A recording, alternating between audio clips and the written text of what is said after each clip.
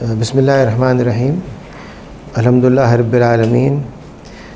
I am thankful to the director for this slice of time he has taken out to interact with the faculty members. Actually, I was slightly confused. I was thinking that it is going to be a series of monthly interactions with the faculty member and senior faculty students, but only faculty members are here. Doesn't matter, it's okay. In future perhaps we can take up that aspect. کیوں میاں وہ ہے change کرنے کے لیے اور pointer یا یہاں مجھے دے دیجیے میں کر لوں گا. نہیں اچھا نہیں معلوم ہوتا, میں خود کر لوں گا, یہاں رکھ دیں, کوئی ایسا مسئلہ نہیں ہے. میں عادی ہوں اس کا, ساری عمر یہ کیا. I am not a bureaucrat.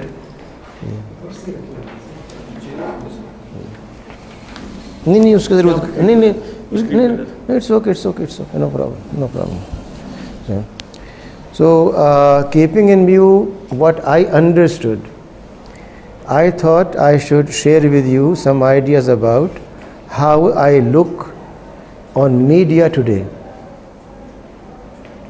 and what kind of challenges emerge out of that. And perhaps in our next meeting, or if you want to defer it, I don't mind taking up the issue how we look on media science department as such and what kind of internal changes we expect in the curricula and how to integrate values in that.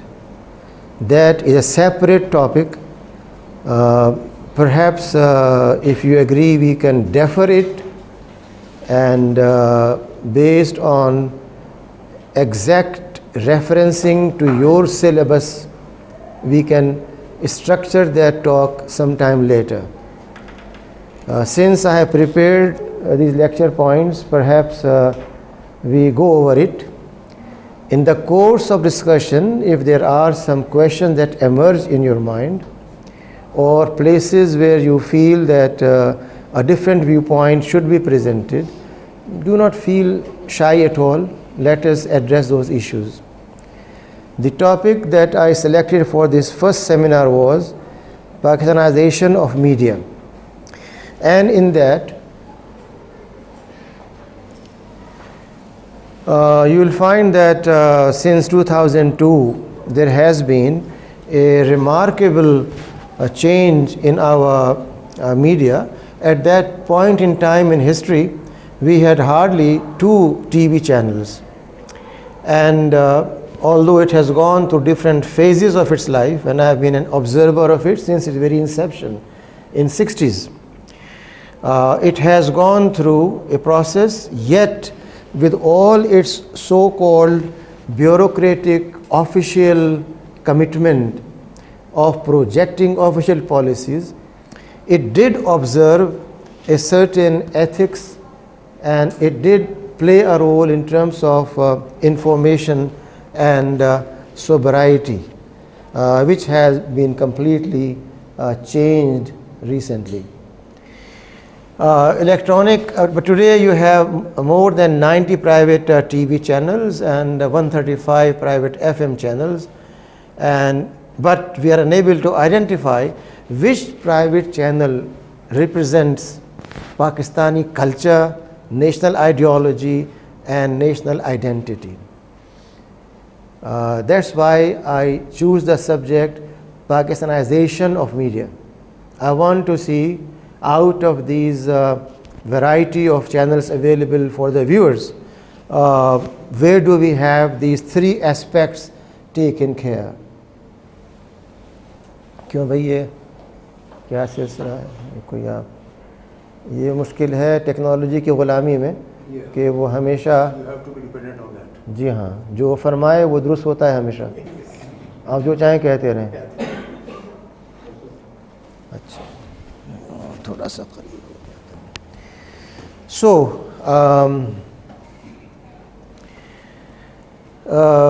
it has remained a most effective means of building perceptions and public opinion formation. In most of so-called developed countries, it's media that plays the role of legislation, political development, political camps to be created, even presidential elections to be won or lost. Programs of private TV channels originating in Pakistan or having landing rights have become a major cause of depression, frustration, sectarian divide, provincialism, lowering down of literary and intellectual levels of programs. Even anchor persons, instead of facilitating various guest viewpoints, try to educate them or do their best to create an atmosphere of intercollegiate debate among the panelists. And that summarizes very briefly what you will see on the screen of these over 90 channels. Freedom of press is grossly misused for character assassination, Indianization, and westernization and liberalism. I have just picked up the most important aspects, and my later presentation will further elaborate that. This leads consciously or unconsciously to marginalization of ethical values and an identity deficit among the youth.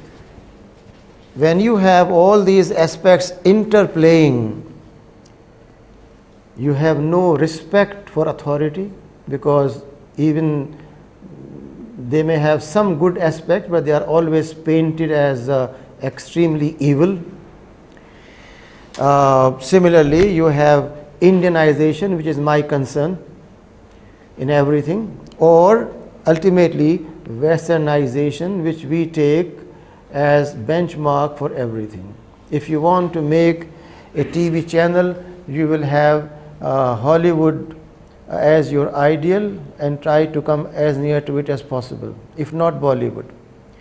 If you want to write a book, you will have always a textbook printed by McGraw-Hill or Harper and Row or Macmillan or others, and if it's printed with that standard, you feel proud.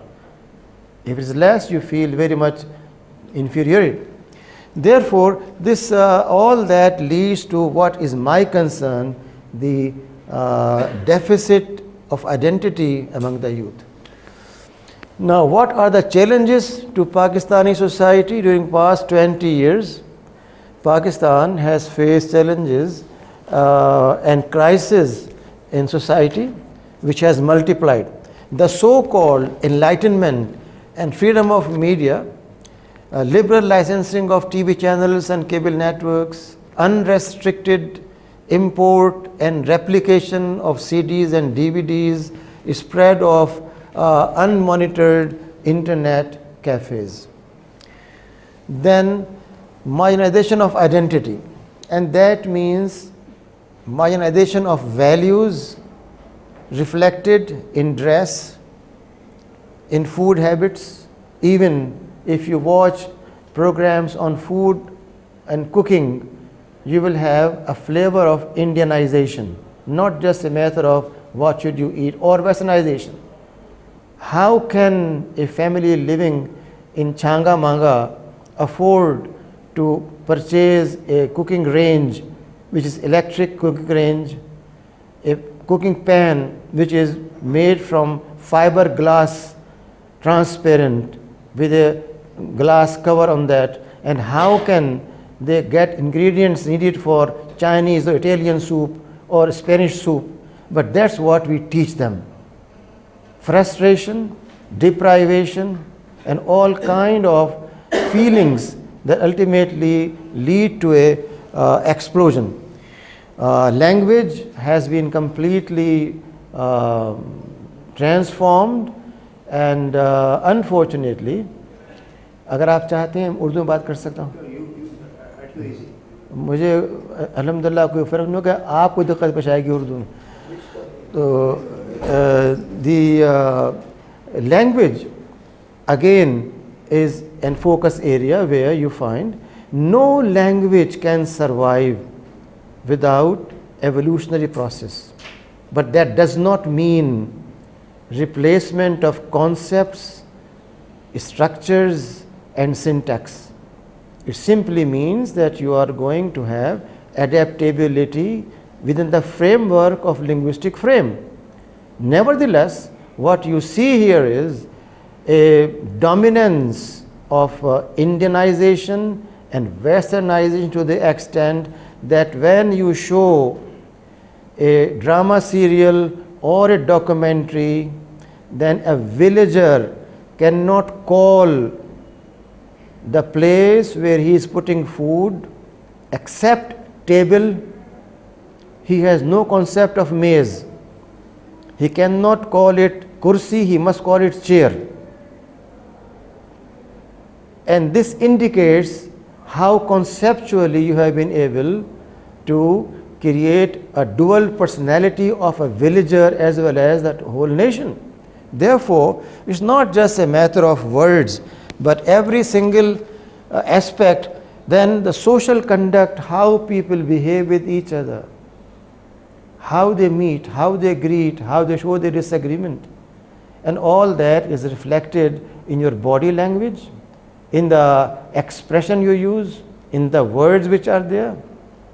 Even if you look into so-called current affairs programs, the body language, selection of words, what do they want to show, which camp they belong, everything is based on language, and that shows very clearly.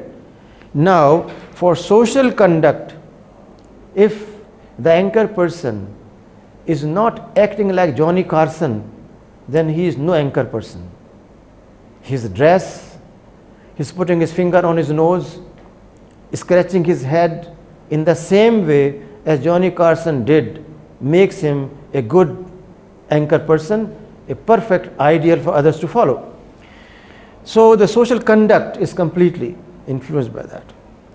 Then distortion of history. For 70 years, the media has been projecting a history which was never there, which has been created. True historical records are completely suppressed, and I will have some examples for you and will ask you to vote independently and tell me, were you aware of those aspects which I am trying to share with you as an enlightened person, educated person with PhD. Therefore, the identity has been completely marginalized. Then Indianization of culture and language. You find body gestures in some provinces, wherever you find the influence of Indian culture more visible and deep, the way of saluting, the way of talking, selection of words, everything reflects very clearly. Imitation and popularization of Indian festivals, whatever festivals they have, which are seasonal, we must have seasonal festivals. Unless we do that, we are backward people. Digging into the roots of pre-Islamic identity instead of Islamic identity. Painting those persons who liberated us from pre-Islamic heritage and gave us Islamic understanding as intruders, aggressors, and talking about those who were themselves distorting their authority as heroes. So it's a matter of then the example of Bastan is so obvious. Marriage ceremonies, if you try to understand what's happening in the country, whether it's a poor family, a middle class family, or rich family, depending on the availability of resources or borrowed resources, you will find them observing religiously those ceremonial aspects which they find fully reflected in Indian movies. Therefore, they must have a group of young girls carrying in their hands a dish where they have some divas or candles and some henna, and come and at least come not once but come every day in new dress, coordinate dress, and perform certain dances to celebrate a marriage. And unless you have all those things done, then your drama, your story, your presentation is not up to the mark. You will not get accepted by the so-called marketeers in media. Therefore, it's a matter of all those ceremonies. Then advertisement, my ears are very sensitive. I can feel the difference between Urdu of a person who is from south of India, from north of Pakistan, from within Pakistan. Which province? The way words are expressed, the way they are communicated, reveal your allegiance to a culture, so-called culture, not culture, so-called culture.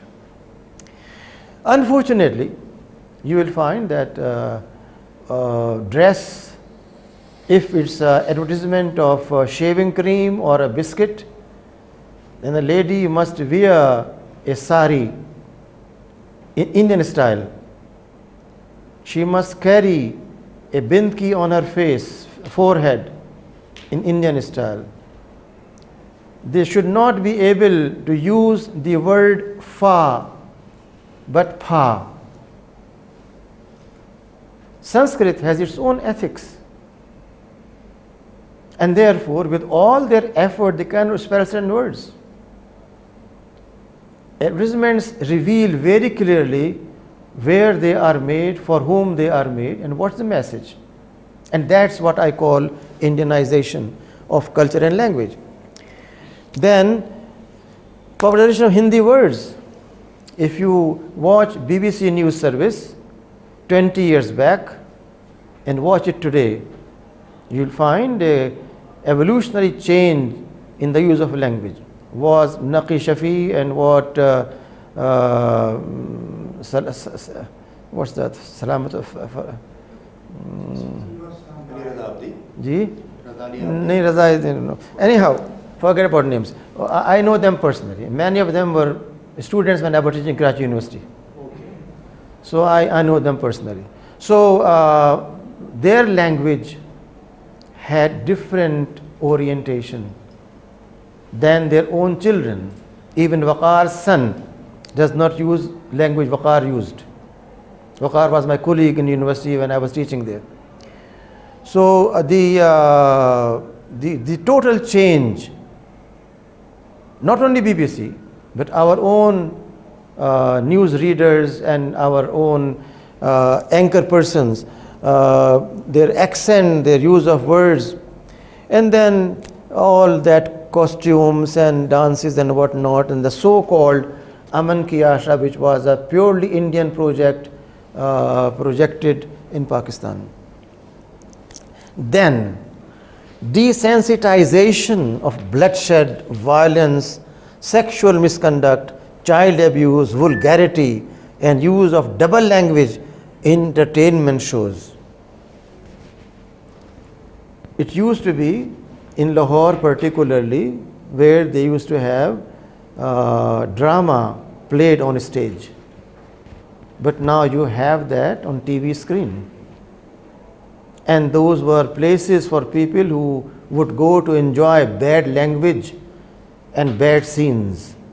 But modern media has transferred that into bedroom, into TV lounge of every so-called educated person. And therefore, this desensitization means that you show the image of killing of Syrians every day in village, in town, till your eyes get used to it. So what if they killed? They killed only 50 today, not 5,000. It's nothing. This is the role of media, and it does that, and does very carefully, calculatedly, and one has to understand that.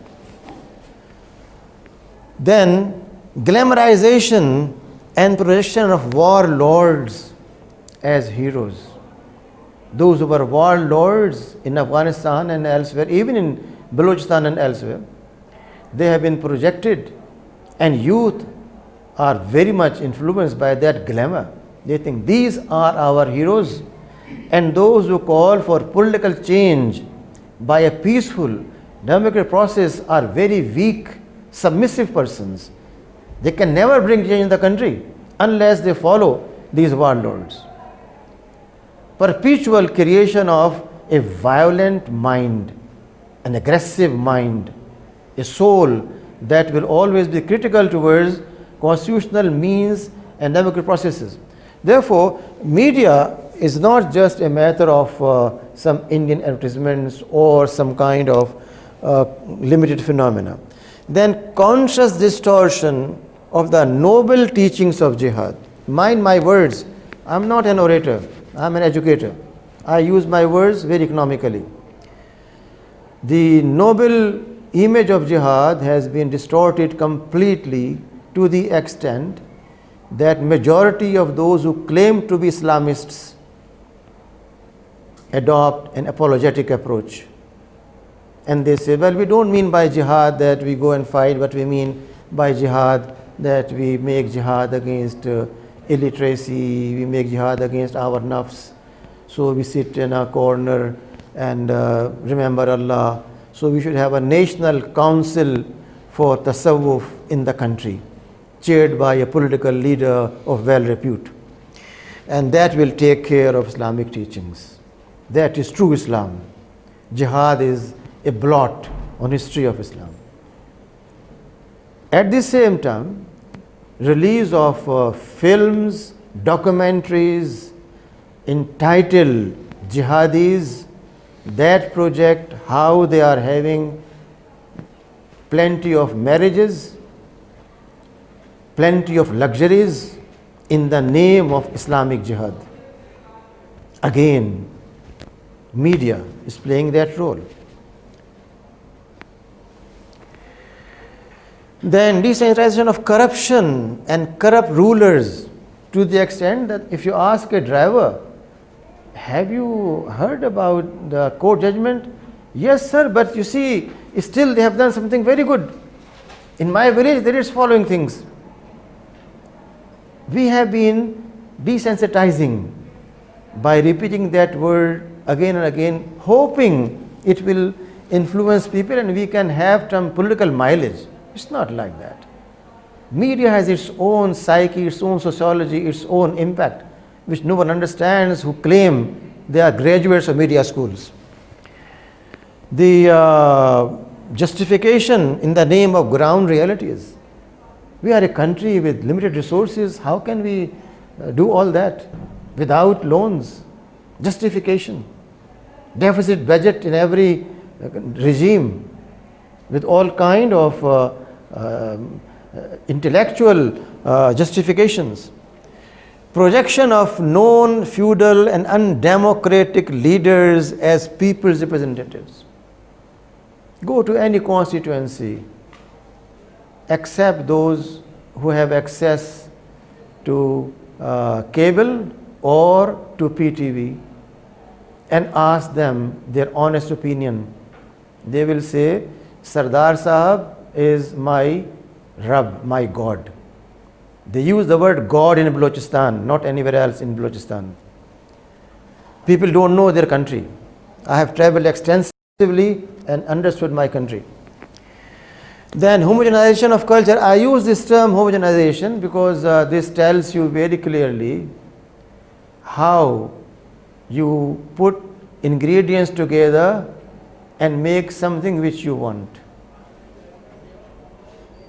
When you say homogenized milk, it means it's particles of fat and minerals and others are now put under a chemical process which has ultimately made it that much thick, that much density, which I think as scientists is good for your body. And when you say homogenized culture, That means you may speak Urdu, but you always think in terms of Washington Post, New York Times, Time Magazine, Newsweek. Your analysis, and I can say with confidence that if you go to out of 90 channels, perhaps 99 out of 90 with the so-called highly intellectual anchor persons depend on those two young assistants who during daytime dig material from Wikipedia, from Google and some other nets and tell them, sir, this is the history of Kashmir, this is the history of Bosnia and Herzegovina, this is the economic situation, and this what is going to be a country which is just going to be a failed state. And the anchor person quotes all this data with confidence, gets all credit for the research done by a very, very junior person. Sexploitation in the name of globalization, again a term that requires a whole discourse. This is a euphemism for neocolonialism. How you impose on people Washington Accord in everything. This is an accord which has been deep impact on our country in education, industry, everywhere. And then sexploitation of women through fashion craze. You must have textile industry to sell its product, must have some models who are singers and dancers to be projected in a sexual body language, not just a face. Even when you want to sell ice cream, you must select a face which is Greek or European and does not have even facial cuts of Pakistan. That's sexploitation. And therefore, the show of catwalks and weekend and late night parties, even in education institutions, fully Western appearance of male and female as ideal. Therefore, no single group of Junoon or non-Junoon can ever wear a Balochi, a Pashtun, a Punjabi dress, which again I have my own views on that, but even those are not there.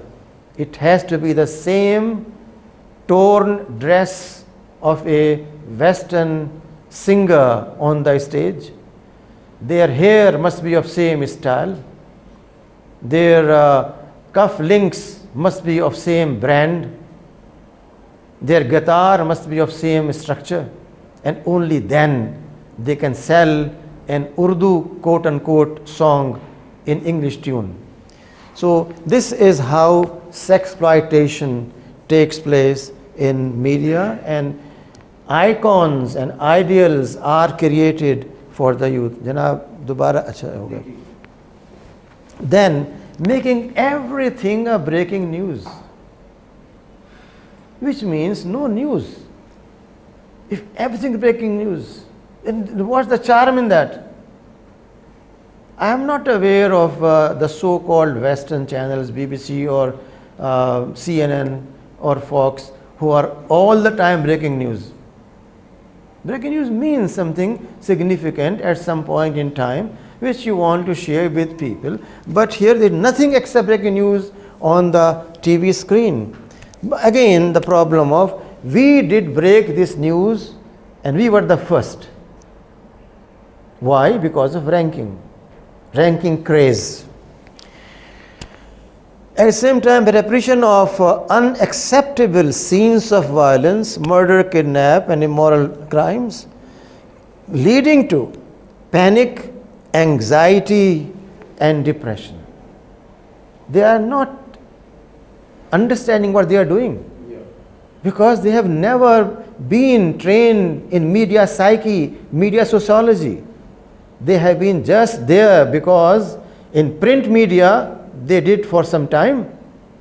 They were trained in our universities, departments of journalism, which sometimes call themselves mass media, but there is no mass media there. only name.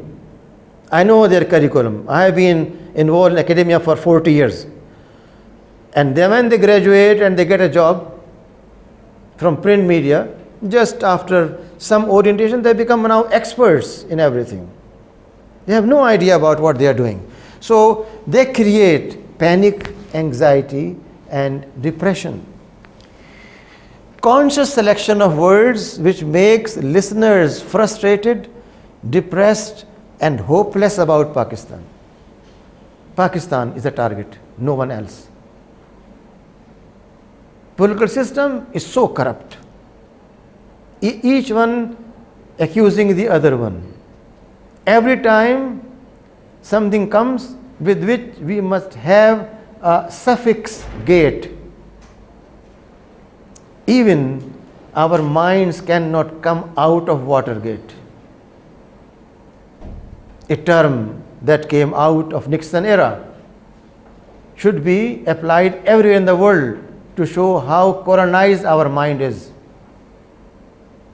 The word leaks, just one word that must be used for everything, and that again shows the colonization of mind. But anyhow, the effort is made. I have faced these situations personally, because a number of my friends globally call me and ask me, Anis, is it okay and safe to come to Pakistan? And that's not confined to one single region. It's America, it's Africa, it's Middle East, it's everywhere. Even at an international level, presenting Pakistan as failed state, unsafe, destined to disintegrate, this is the unfinished agenda of the Indian Congress Party taken up by the media. Whether they get any funding or not is not my problem. My problem is what I see. And what I see is essentially unfinished agenda of Congress and BJP, which is done by our own so-called veteran journalists and media personnel in the country. Projecting an over-exaggeration of putting all blame on religion. And therefore, when a person takes benefit of perks as a president or minister, it does not make a news. But if a Maulana is found taking a fee for his khutbah, then we say immediately Maulana took that much money. Never a secular activity, quote unquote, is presented as something wrong. It's all justified. It's only if in a masjid they find a person who misbehaved with his students, then it becomes a norm in news, a generalization. While every single so-called public sector school is involved in abuse, no one talks about it. No media projects that. Total distortion of Islamic values, and then conveying the message that religion is the cause of fundamentalism and terrorism, as if the two major world wars were not in some other name, but name of religion.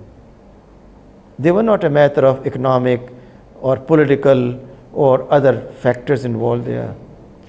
Or there are many other examples which can be given from the West. Then presentation of Sharia as an archaic and anti-modernity phenomenon, that these punishments are barbaric, very harsh, uncivilized. How can we present those in civilized world of today? How can I shake hand with Donald Trump when in my country someone is whipped? I will be ashamed to meet him, and I will be shaking when I see him because of this crime I have done. Downgradation of religion in discussions and projection of religious personalities as hypocrites, selection of only those persons on TV programs which further lower down the image of religion by their ill and unadvised statements, and never trying to welcome people who can logically, scientifically, with the knowledge of modern world, talk about Islam.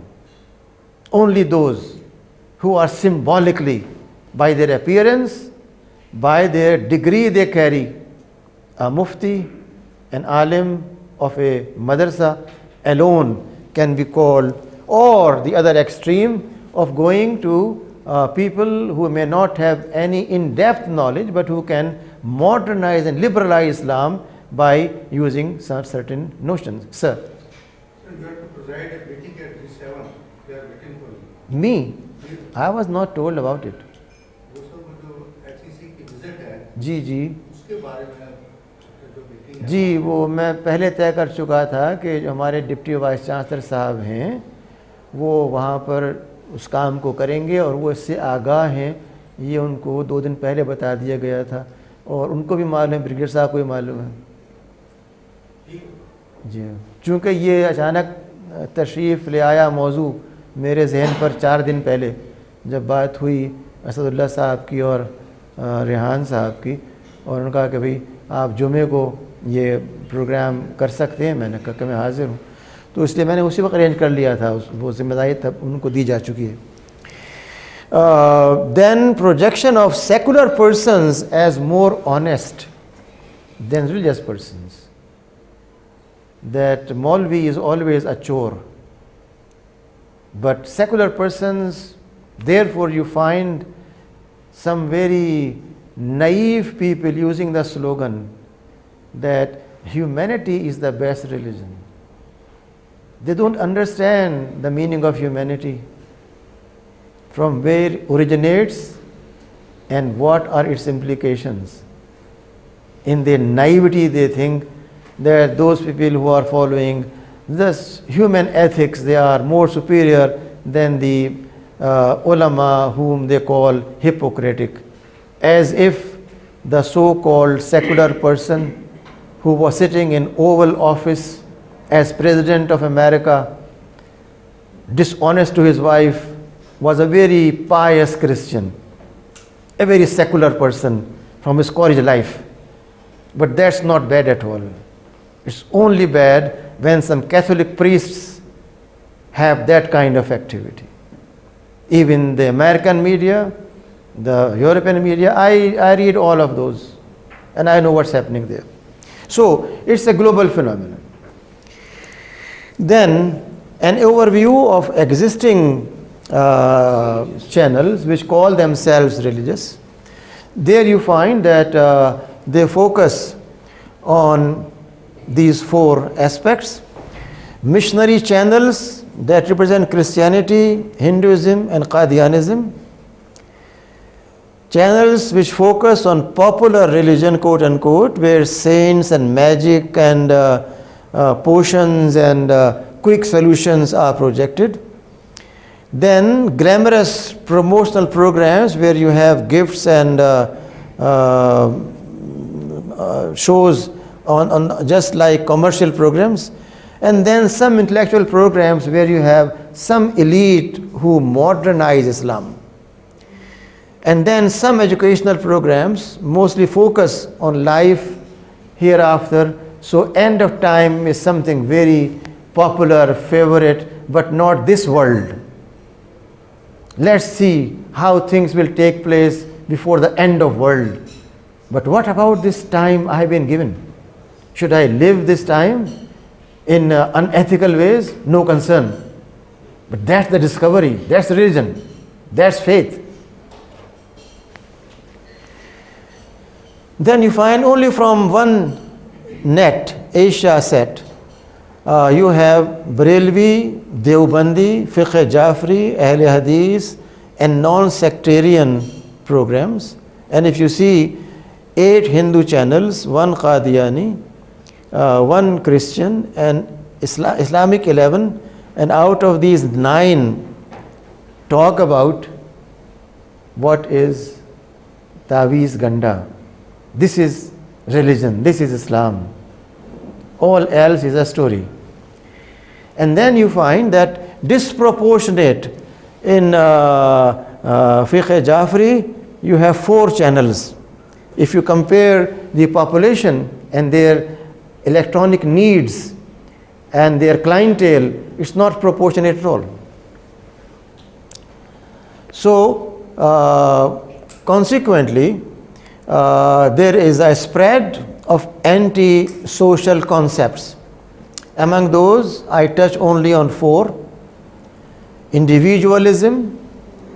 So you find your youth always claiming that I am at the center of universe. I want my Coke, I want my chocolate, I want my job, I want my wife, I want my choice of car, I want my choice of leader. Everywhere this I dominates. There is no concept of we-ness, only I-ness. Selfishness, greed, I should get more and more. Self-centeredness in every aspect of life, and ultimately marginalization of Islamic family values that follow Malthus and defer marriage, follow developmental strategies, and you should go for more economic stability than stability in family. When you have a very well-placed job and you have reached the point of being called Secretary General in bureaucracy, at that point you are now ready for marriage. And same for the girl. She must get highest possible education, which I like very much, and I have been writing on that for over 40 years. I have books published in Arabic language on that. But at the same time, is that the ultimate objective, or education for a purpose? So the whole concept of family, therefore friends, even on this campus, in this program of media sciences, so and so is my friend. What does that mean? If a boy and girl define themselves as friends, is that not killing the concept of family at all? Is that not encouraging that you can live 20 years together without marriage, then get married? That's what West has done and doing. And it's not a matter of fiction. It's a matter of documented studies by the West itself. So ultimately, the family is marginalized. The most serious challenge out of the above, each one is challenge. Each one requires an independent and separate discourse to analyze its political, social, economic, media aspects. Yet I believe that most important is that of national identity. In my first slide I mentioned that national identity, character, national character, and the ideology of the country. Particularly the great contribution of the Qaid has been completely covered up and distorted. His great contribution was to make Muslim community a nation and not people of Bihar and Bengal and UP and Punjab and Sarhad. But he made them a nation. And that was the bone of contention. The opposite party, the Congress, was saying you are a minority. A quantitative approach. The Qaid was saying, no, we're not a minority, we are a nation. And therefore equal to you, perhaps better than you. So this aspect has been completely, and on that count, I just picked up after a long research on that subject a few of the references which I have never noticed in any single book on Pakistan studies, political science, civic life, social studies in this country for 70 years. This is in 1942. The Qaid says, the difference between the Hindu and the Muslim is deep rooted and ineradicable. We are a nation with our own distinctive culture and civilization, language and literature, art and architecture, names and nomenclature, sense of value and proportions, legal laws and moral codes, customs and calendar, history and traditions, aptitude and ambitions. In short, we have our own distinctive outlook on life and of life. By all canons of international law, we are a nation. This is how he defines nation. Read books of political science.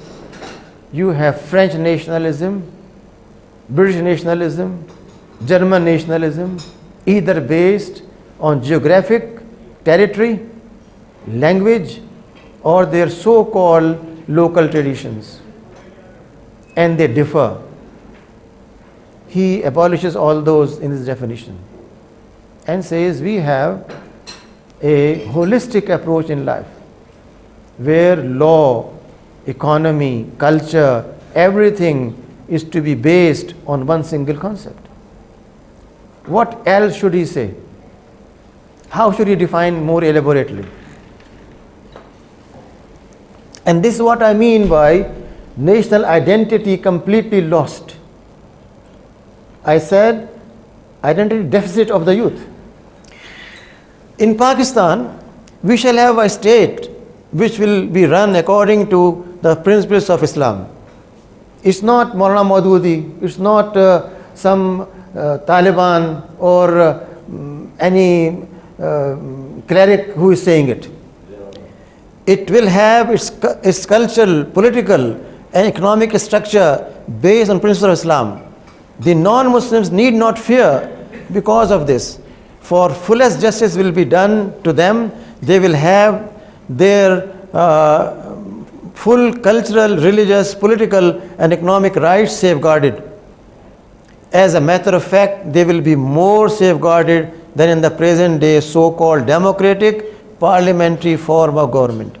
In 1939, not because of any pressure of mullahs, there was no dharna by mullahs due to which he will be saying all these words. Very clear. And he was not a man with two languages. His character is that he had only one language. Then I have made it often very clear that if Muslims wish to live as honorable and respectable people, there is only one course open to them: fight for Pakistan, live for Pakistan, if necessary die for the achievement of Pakistan, or else Muslims and Islam are doomed, both. Then he says there is only one course open to us: to organize our nation, and it's by our own dint of arduous and sustained and determined efforts that we create strength and support our people, not only to achieve our freedom and independence, but to be able to maintain it and live according to Islamic ideals and principles. Pakistan not only means freedom and independence, but the Muslim ideology, which has to be preserved, what has come to us as a precious gift and treasure, and which we hope others will share with us. In a recent writing, it was said by an intellectual of the country that this word Pakistan ideology was concocted by Khurshid Ahmad under the rule of Ziaul Haq, that was introduced in the history.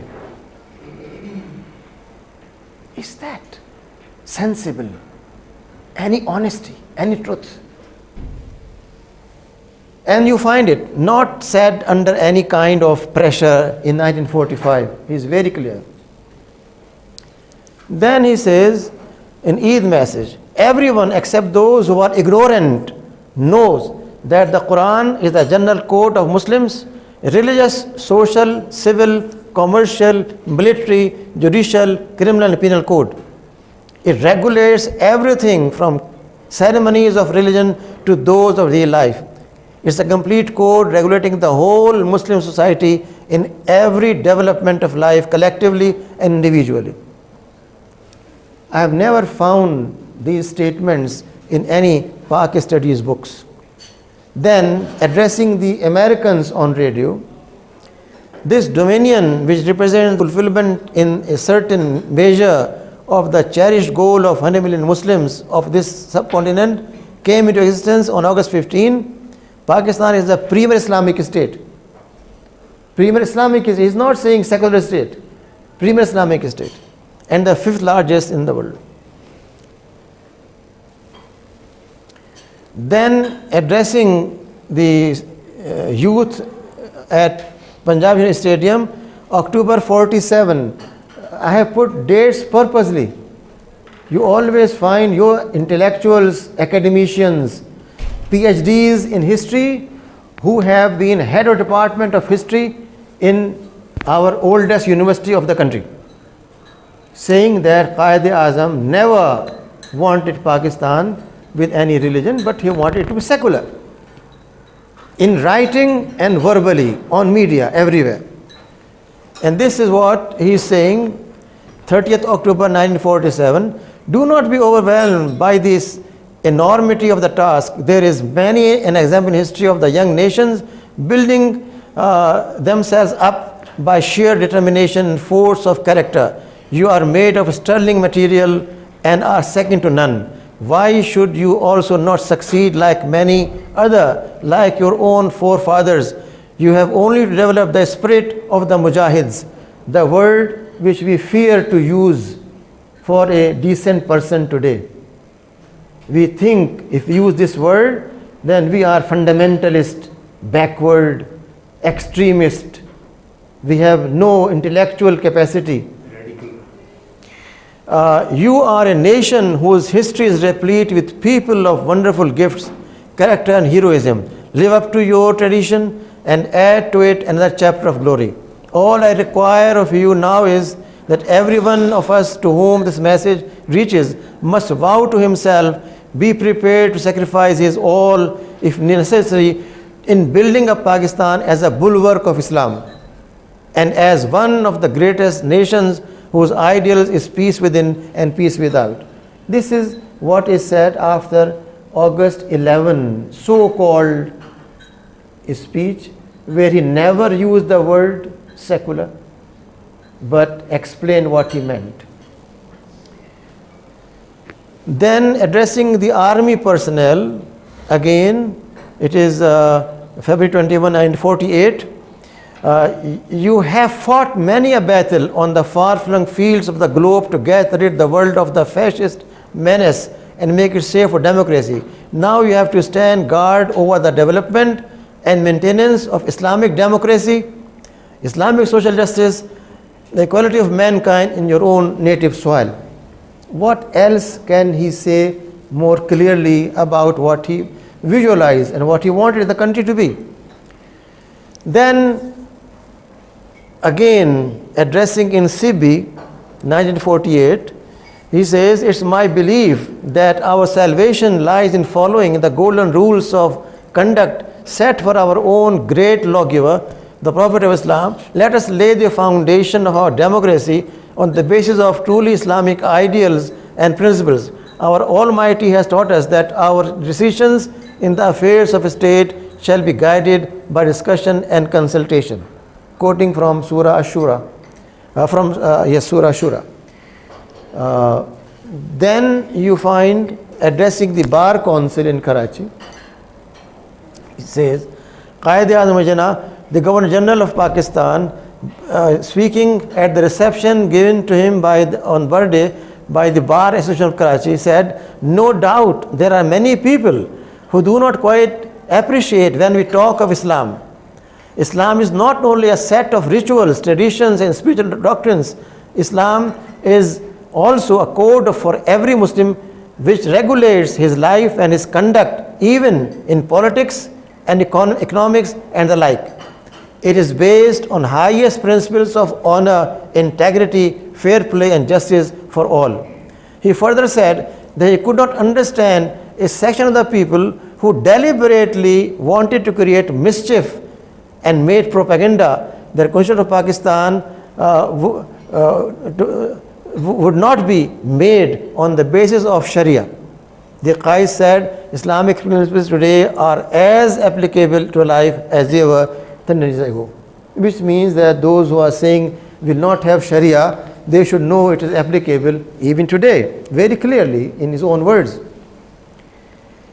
Then again his broadcast to USA in February 48, he says, Constitution of Pakistan has yet to be framed by the Pakistan Constitutional Assembly. I do not know what the ultimate shape of the Constitution is going to be, but I am sure it will be of a democratic type, embodying essential principles of Islam.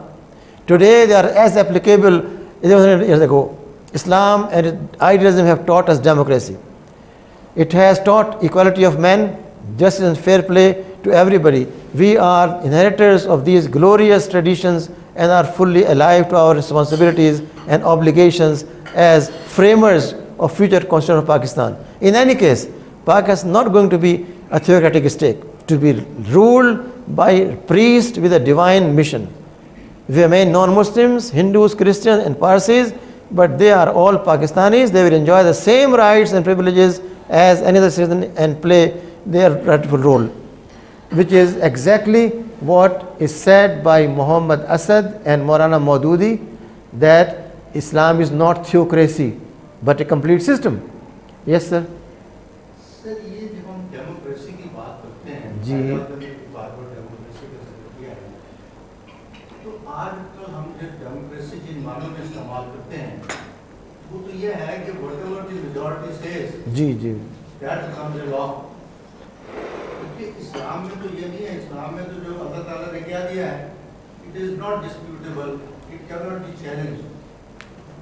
जैसे अभी हमारे यहाँ वो family ordinance ला जी जी वो मैंने बना दिए हैं, मतलब इस बार एक कॉन्फ्लिक्ट विद इस्लाम, तो इसको कहीं कायदा ने कहीं डिफरेंशिएट किया है कि what is the present concept of जी डेमोक्रेसी जी एंड व्हाट इज द जी वो इस वक्त मेरे पास वो उनका इक़्तिबास नहीं है, लेकिन उन्होंने शिमला में एड्रेस करते हुए ये बात कही है.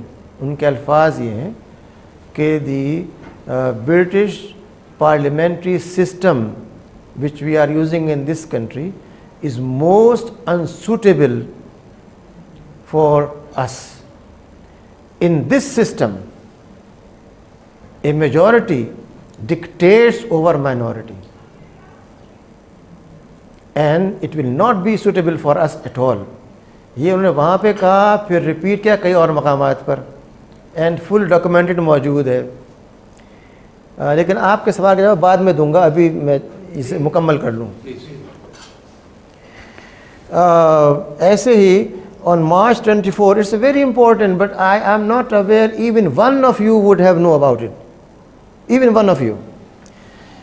On March 24, one day after Lahore resolution, Khwaja Abdur Rahim, one of those who in Cambridge proposed the name of country, invited the Qaid at his residence. The Qaid told him, Rahim, the name you gave in 1930 is highly talked about in Hindu press.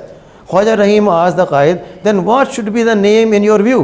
Allama Iqbal in those days had endorsed this name. The Qaid said, if you people and the Muslim nation likes this name, I have no objection, except in the name you have on the pamphlet, Pakistan, it was without I. Add I, which stands for Islam and is the link between these provinces.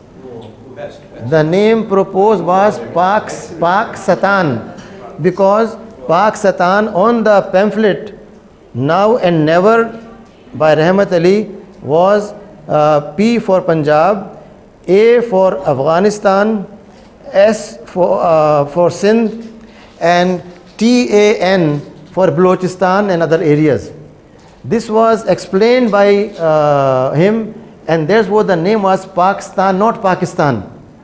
Now I challenge even those who are adult, grown up intellectuals of this country, have they ever tried to research before they claim that Quaid-e-Azam wanted secular Pakistan? سر جو democratic کی site پہ یہ document موجود ہے جہاں قائد اعظم نے اپنے ہاتھ سے آئی لکھا. اچھا دیکھیے آپ جی.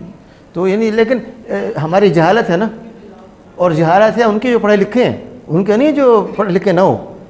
جو کچھ پڑھایا گیا ہے آپ کو پہلی جماعت سے ایم اے, ایم فل اور پی ایچ ڈی تک, یہ سب اس میں پڑھایا گیا ہے.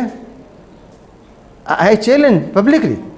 And in one gathering where we had 2 brigadiers and 158 senior officers, when I exposed these few slides and asked them, please raise your hands, how many have read this before or heard about it? No one heard. Ji? Possible. Ji. Ji. From the beginning, I have one point very clearly said, that it is media that builds your mind.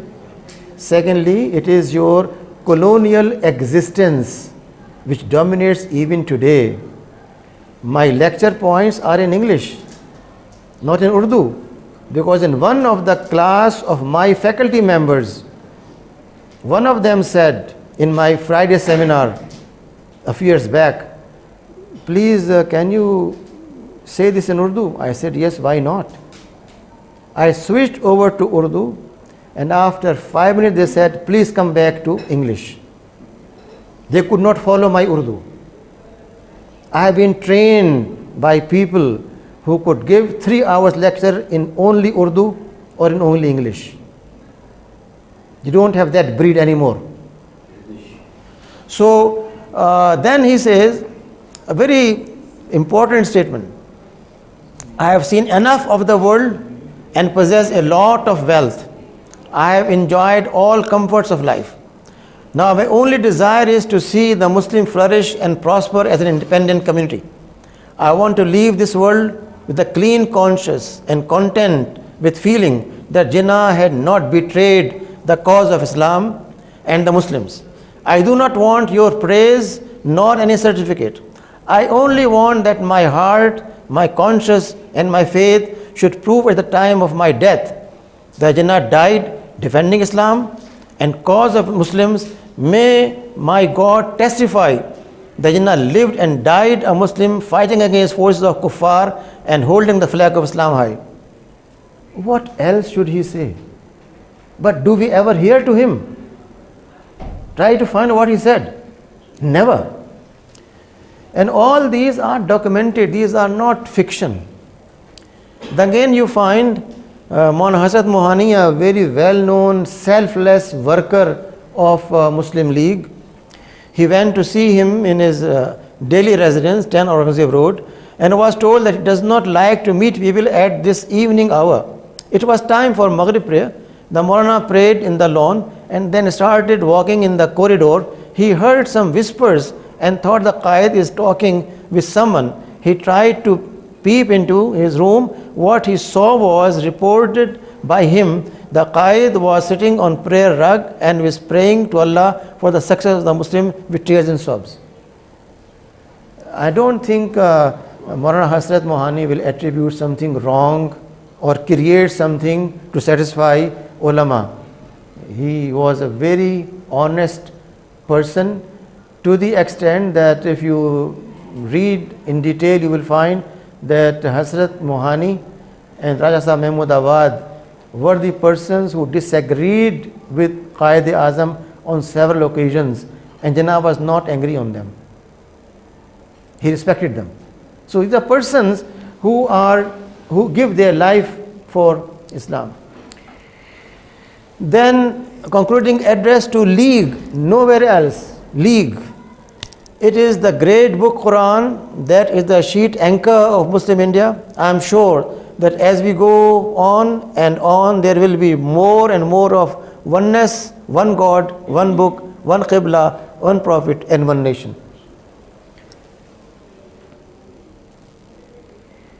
Now, in view of what I said in the beginning, that there is a marginalization of identity, a loss of confidence, deficit loss, and all these aspects, what should be the way forward? A revival of the Qai's vision of Pakistan's identity and a positive image of Pakistan, not negative image. Negative image is that we have this much poverty level. Negative level is that we have this much family battering. Negative level is that such and such person threw acid on his wife's face. All these are breaking news. But no breaking news when a person ہے جی ملے گا ضرور, کیوں نہیں ملے گا, وہ ضرور ملے گا تاکہ اور بنے اس طرح کی چیزیں. What is known as you call the factual reporting or the mirror of society means only those aspects which can create more depression, more frustration. Those are a mirror of society. But never any good aspect of society is projected by media or other people. So the positive image of Pakistan, you have youth 67% full of energy. You are at the top of philanthropy. We spread our arm to get loans from IMF and World Bank, but Pakistanis are at the top in contributing from their personal pockets for causes which include poverty alleviation or education of downtrodden. Therefore, and go and find yourself, I'll not go in details, in one single madrasa, 2,000 girls and 6,000 boys get 3 meals, not from IMF, from this country's poor people. If University of Karachi or Peshawar or anyone want to have a convocation, they cannot afford to have dinner for all those who graduate. Only once in a year, or maybe in 10 years. Some convocations were held after 10 years. But they cannot afford one dinner for them. And this is done 365 days, not by World Bank. We're not a poor nation. Then a country with nuclear power should feel weak, frightened, apologetic. 5th largest in export of fruit, 7th largest, no, 2nd largest in reserve, is from misprint, 2nd largest coal reserve in the world in Pakistan. 3rd largest producer of milk. Now, these are positive acts, but do we ever, we say we sell adulterated milk, and for that documentary is prepared and projected again and again. How come you are 3rd largest exporter, producer of milk, and yet you say that you are making milk by putting surf soap in that? There may be one, I'm not saying not. You can always have. Don't you have in US in the name of herbal drugs, just fodder is put in gelatin capsules in the name of herbal drugs and sold at large level in America. But we never look, we never hear from Americans that we are a country where drugs and things are abused. No. They always say we are number 1. I'm not saying that we brag. All I'm saying is that we need to project the image of Pakistan in a positive manner. Next, inculcation of Quranic values of moderation, adl and balance, not as imported values from the West. but our values, which are based in the Quran. Introduction of Seerah in textbooks. You may have in Islamiyat a mention of one story, but do we have a gradual, planned, structured Seerah presentation from grade 5 to 12? What do you want to project? Which aspect of the Prophet, peace be upon him? And with what details? With what documentation? Therefore, our role model for love, for kindness, for fulfillment of promises, for trust, forgiveness, tolerance, and so on and so forth. Electronic and print media to observe strictly national ideology and national interest. We are serving interest of others. Let country be divided. This is the interest of others, not our interest. But we want to project always. Therefore, someone will say, we will not allow the Punjabi wheat to go to Sarhad. Somebody will say, we will not allow the Sarhadi water to go to Sindhis. And all that is part of memory and deep memory of people. And this is what the so-called print media, electronic media is doing proudly, not with some sense of guilt, but with pride. Sexploitation of women in the name of modernization and enlightenment should stop, because we don't have even one single advertisement in which a young boy and young girl must not dance and embrace, and after embracing say, use this shaving cream, use this biscuit, use this product.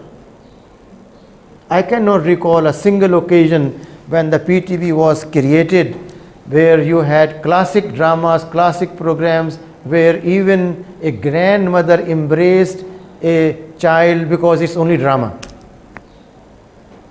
You don't have to have physical actions to prove you are grandmother or grandfather.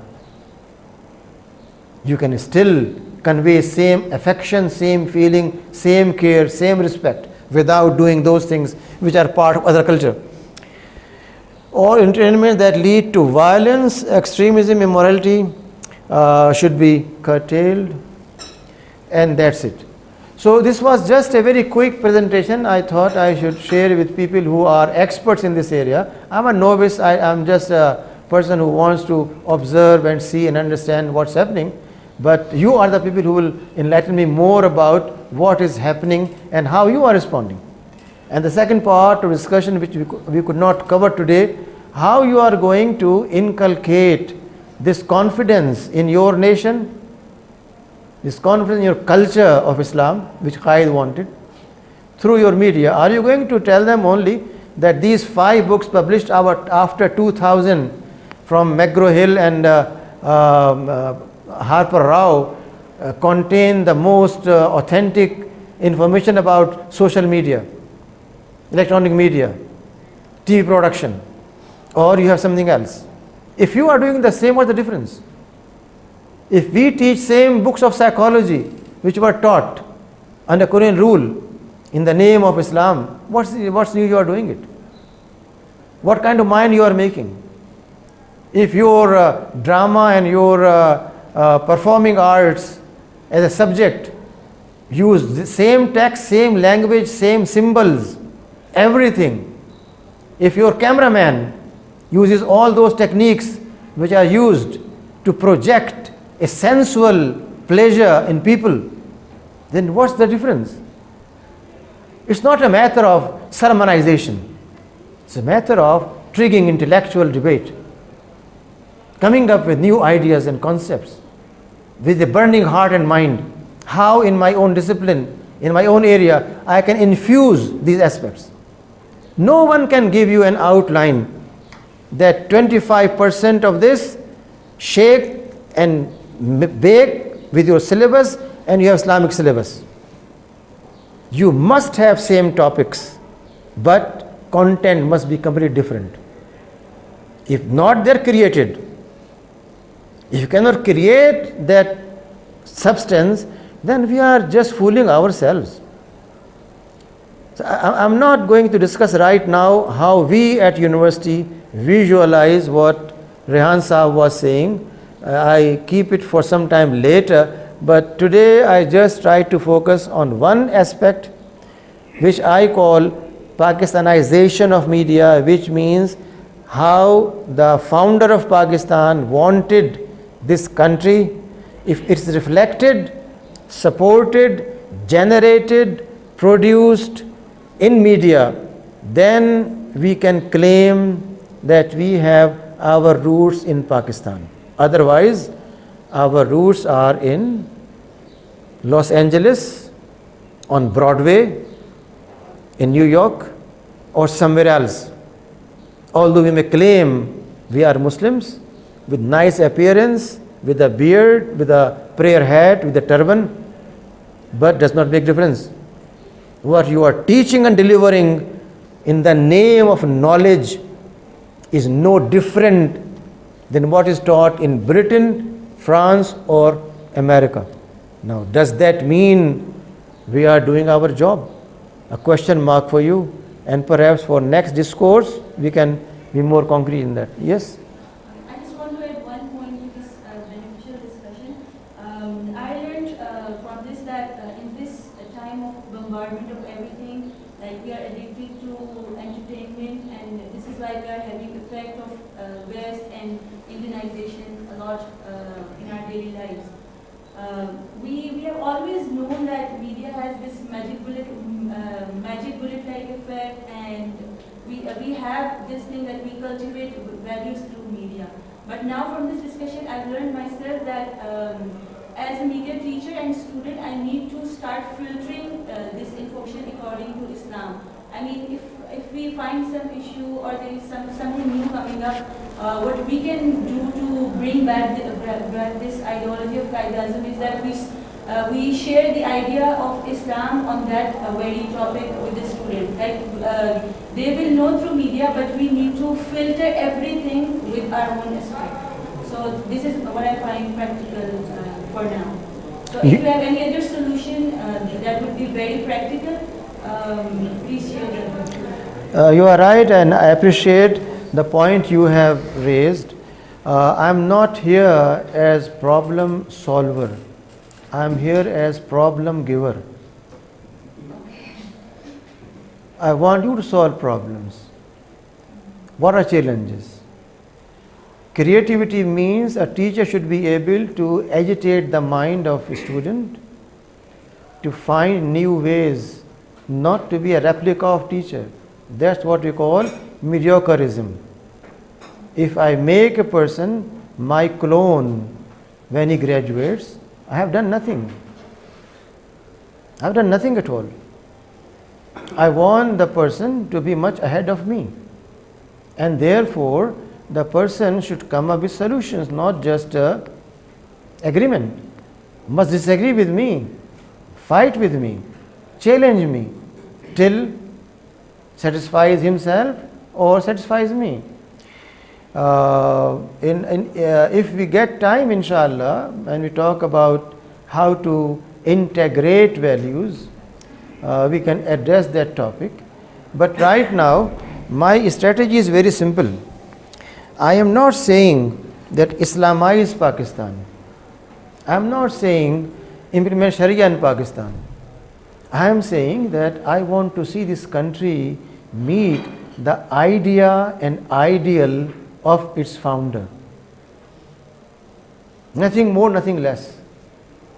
And I want to find out from the intellectuals and anchor persons and PhDs who are teaching in QAU and Punjab University, some of them have been heads of departments, to give me one single line from the Qaid's writings, speeches or statements, where he said only once in his life that he wanted secularity. Sir, Quaid Azam نے اگر نہ بھی کہا ہوتا تو کیا ہمیں اپنے مسلمان ہونے کے لیے نہ ہم نے اپنے ملک کو کہاں لے کے جانا ہے؟ مثال کے طور پر بالکل صحیح. کام جی. اگر نہیں کہا ہوتا تو ہم کام نہیں کرتے. صحیح فرما رہے ہیں آپ مولانا، لیکن میری اسٹریٹجی بڑی مختلف ہے. میری اسٹریٹجی یہ ہے کہ آپ کی بنیاد وہ ہو جسے کہ ایک کافر بھی انکار نہیں کر سکتا. ایک غیر مسلم جو پاکستان کا باشندہ ہے، آپ اس سے یہ چاہیں گے کہ وہ یہ کہے کہ میں چاہتا ہوں کہ شریعت نافذ ہو، یا آپ یہ کہیں گے اس سے کہ میاں تم یہاں پیدا ہوئے ہو، اپنے آپ کو پاکستانی کہتے ہو، اس بنا پر تم فلاں مذہب کے ماننے والوں کی نمائندگی کرتے ہو پارلیمنٹ میں اور سینٹ میں، اور یہ سینٹ غلطی سے یا صحیح طور پر جس ملک کے اس کا نام پاکستان ہے، اور غلطی اس بنانے والا جو تھا اس کا نام قائد اعظم ہے، اور اس کا خیال یہ تھا کہ ایسا ہونا چاہیے. اب تو تم پھنس گئے ہو یہاں پہ، نہ پیدا ہوتے یہاں پہ، یہ غلطی ہو گئی نا. تو اب اس غلطی کے بعد یہی ہو سکتا ہے کہ جو اس کا انجینئر کے ذہن میں تھا مشین کے بارے میں وہ کام کیا جائے. میں تو پوری ڈبیٹ کو ایویٹ کر رہا ہوں. I am not saying that we want to have Islam, I am saying we just want to have Pakistan اور Pakistanization as the Quaid wanted. Very simple. جی Thank you very much, Riyal sir, کہ مجھے بلایا آپ نے. And it was a very well researched, comprehensive document, rather I say. It's a very good intellectual discourse by the Vice Chancellor.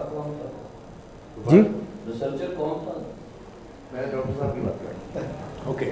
جی میرے پاس آج تک کوئی ریسرچ نہیں رہا.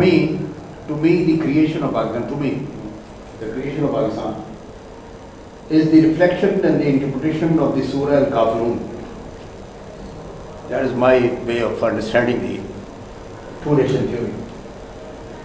Actually, many things have gone wrong during past 70 years, including the media. And if we take this agenda, ریاض صاحب میں چاہوں گا کہ ڈاکٹر صاحب نے جو کچھ بھی آج سلائڈس وغیرہ دی ہیں اس کی ایک کمپریہنسو سلائڈ چھوٹی سی بنا کر کم از کم ہمیں فیکلٹی میں اور ادروائز دے دی جائے. اور یہ واقعی بہت بڑی سوچ ہے. بریکنگ نیوز ہو، الیکٹرانک میڈیا کے اندر جو ڈسٹورشن چل رہی ہے، امن کی آشا چل رہی ہے، ہمارے لیے چیلنج ہے. And we never start from the citation either from Quran اور فرام احادیث، وہ ہم اپنے لیے توہین یا اپنے اوپر یہ لیول کہ ہم فنڈامنٹلسٹ ہیں، بنیاد پرست ہیں وغیرہ وغیرہ. کیتھولکس کو دیکھ لیجیے آپ، پروٹیسٹ کو دیکھ لیجیے آپ، ہندوز کو دیکھ لیجیے، any جوڈاس کو دیکھ لیں آپ. As and when they will start talking, they cite an example of citation or the recitation from their own books. ہم لوگ شرماتے ہیں. ہمارے تمام ایڈورٹیزمنٹس بامبے کی انڈسٹری میں بنتے ہیں تو الٹیمیٹلی وہ کلچر ریفلیکٹ ہوتا ہے. کہاں APNS اور کہاں PBA اینڈ کہاں government of Pakistan ministry of information. تو there are many things to be taken into account. As far as the curriculum is concerned, we need to have آپ change لا رہے ہیں، نئے انٹروڈکشن دیے ہیں اپنے سبجیکٹ کے. لیکن جو چیلنجز آج ہیں ہمیں، ریڈیکلائزیشن کی بات کر رہے ہیں، ٹرمپ نے بات کی، ابھی میں نے پاکستان ٹیلی ویژن کے پروگرام میں یہ کہا. تو میں یہ چاہوں گا ڈاکٹر صاحب کہ یہ اس کو ہمارا میڈیا کا ایک کورس کے حوالے سے تھاٹ پرووکنگ یہ پلیٹ فارم بن جانا چاہیے. And we should keep on getting indulged in the intellectual discourse for the national media policy. Thank you, sir. ایک سر ایک اور سوال ہے کہ جتنے فرمولات ہیں قائد کے وہ ہم جب لے کے آتے ہیں تو ہمارے سامنے ایک چیز جو ہے نا وہ کھڑی کر دی جاتی ہے 11 اگست کی تقریر قائد اعظم کی. اس کے بارے میں کہا جاتا ہے کہ اس کو داخل کیا گیا اور اس کے مدرجات تبدیل کیے، اس پہ بھی کچھ فرما رہے ہیں. جی بہتر. اذان ہو رہی ہے شاید، اذان ہو جائے تو میں لیتا ہوں.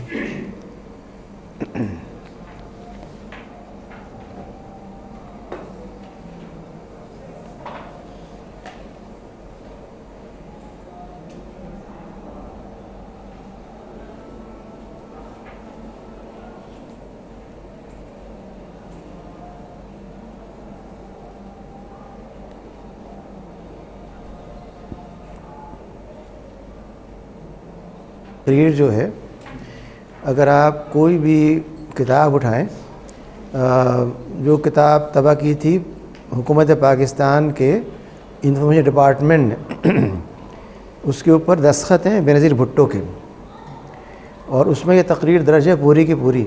اس کے الفاظ یہ ہیں کہ the example in front of me is England. Do not call Great Britain اور UK, England, where Protestants and Catholics were killing each other for long time. Ultimately, they learned by their experience, and now there are no Catholics and no Protestants in England. They are all citizens of one country under one rule of law. Now you are free. You are free to go to your temples, to your churches, to your mosques, because it's your personal faith. The state has to do nothing with it. However, in the course of time, you will be no Hindus and no Muslims in the country. یہ 2 paragraph ہیں پورے جو address کرتے ہیں اس context کے اندر. اگر آپ پوری تقریر پڑھتے ہیں تو کہنے کا مدعا بڑا واضح ہے، اور یہ کہا ہے کہ ان front of me the example is that of England where this was happening. کیا ہو رہا تھا تقسیم ملک کے وقت؟ مسلمان ہندو کو مار رہا تھا، نہیں مار رہا تھا؟ اب بھی مارو گے کیا؟ صاف پیغام دے رہا ہے ایک شخص کہ it's no more a matter of that phenomena. Now you are citizens, rule of law will prevail, you will be under one law citizens of the country, and therefore you should not think in those terms. اچھا، اس کو یہ کہہ دینا کہ چونکہ انہوں نے یہ کہا ہے کہ this is state will have nothing to do with it مین سیکولرزم، یہ ایک انتہائی جہالت کی بات ہے. کیونکہ اگر ایک شخص نے 50 مقامات پہ یہ بات کہی ہے، اس میں چند میں نے آپ سے کہیں 50 مقامات پر، تو آپ کس بات کو مانیں گے اس کی؟ میں نے آپ کو جو حوالے نے بات کے ہیں سارے، پہلے کے حوالے نہیں ہیں، پہلے کے بھی ہیں، 43 کا ہے، 41 کا ہے، لیکن جو میں نے حوالے دیے ہیں آپ کو وہ سارے بعد کے ہیں. تو اگر ایک شخص ایک بات کہہ رہا ہے بار بار، آپ اس کس بات کو مانیں گے؟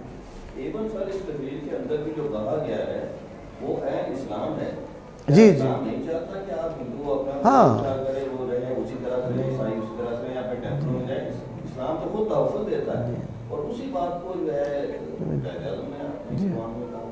لیکن یہ جو اس کا تجزیہ ہے یا اس تقریر کو پورا پڑھ لینا ہے، کیا یہ ہمارے ہاں کے پروفیسرز جو ہے ڈپارٹمنٹ رہے ہیں، بعض بڑے معروف ہیں، میں کسی کا نام نہیں لیتا، پنجاب یونیورسٹی کے، کراچی یونیورسٹی کے بعض میرے اپنے کولیگز جو بعد میں یہاں پہ QE میں بنے پروفیسر آ کر کے، کیا انہوں نے کبھی یہ آنیسٹی برتی کہ وہ پورا کوٹ سنا دیں کسی کلاس میں اپنے، یا کوٹ کر دیں اپنی کتاب میں، یا صرف یہ تو کوٹ کر دیا؟